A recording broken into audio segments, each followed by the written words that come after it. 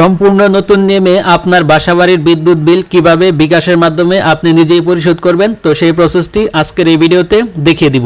তো ভিডিওটি সম্পূর্ণ দেখলে আপনি 1 মিনিটের ভিতরে আপনার বাসাবাড়ির বিদ্যুৎ বিল আপনি নিজেই পরিশোধ করে নিতে পারবেন। তো কিভাবে করতে হয় চলুন দেখিয়ে দিচ্ছি।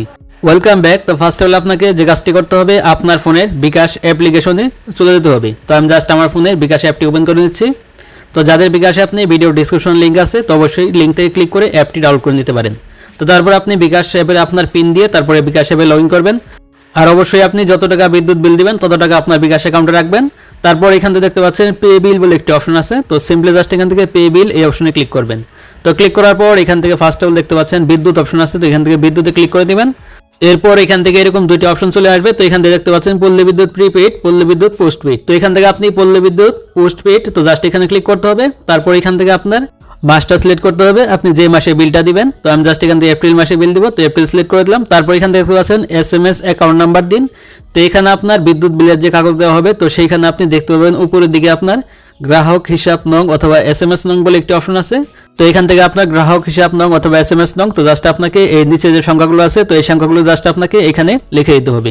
তো এখান থেকে জাস্ট আমার বিদ্যুৎ বিলের গ্রাহক হিসাব নং, তো জাস্ট এখানে আমি লিখে দিচ্ছি। তো দেখতে পাচ্ছেন গ্রাহক হিসাব নং এটা দিয়ে দিলাম। দেওয়ার পর দেখতে পাচ্ছেন এখান থেকে পে বিল করতে এগিয়ে যান, তো জাস্ট আপনাকে এখানে ক্লিক করতে হবে।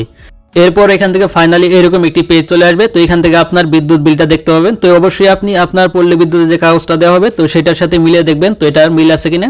তো দেখতে পাচ্ছেন আমার 285 টাকা, তো এখানে 285 টাকা চলে আসছে, অর্থাৎ এই মাসের আমার বিল এসেছে 285 টাকা। তারপর এখানে দেখতে পাচ্ছেন পরের ধাপে যেতে ট্যাপ করুন। তো এখান থেকে জাস্ট চিহ্নতে ক্লিক করে দিবেন।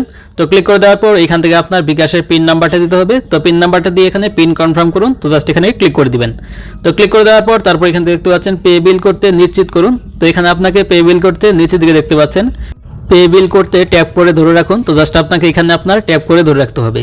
তো এখান থেকে ধরে রাখবেন। তারপর এখান থেকে কিছুক্ষণের ভিতরে দেখতে পাবেন আপনার বিদ্যুৎ বিলটি পরিশোধ হয়ে যাবে। তো এখানে দেখতে পাচ্ছেন আপনার পে বিল সফল হয়েছে, অর্থাৎ অলরেডি আমার বিদ্যুৎ বিলটি দেওয়া হয়ে গেছে।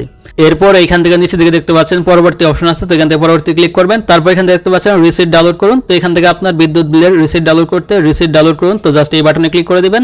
তো ক্লিক করে দেওয়ার পর এখান থেকে আপনার বিদ্যুৎ বিলের রিসিটটা ডাউনলোড হয়ে যাবে। তো এই ছিল প্রসেস কিভাবে বিকাশের মাধ্যমে আপনার বাসাবাড়ির পল্লী বিদ্যুৎ বিল দিতে হয়। তো ভিডিওটি এ পর্যন্তই। তো ভিডিওটি ভালো লাগলে অবশ্যই লাইক দিবেন, আর চ্যানেল নতুন হলে অবশ্যই চ্যানেলটি সাবস্ক্রাইব করে রাখবেন।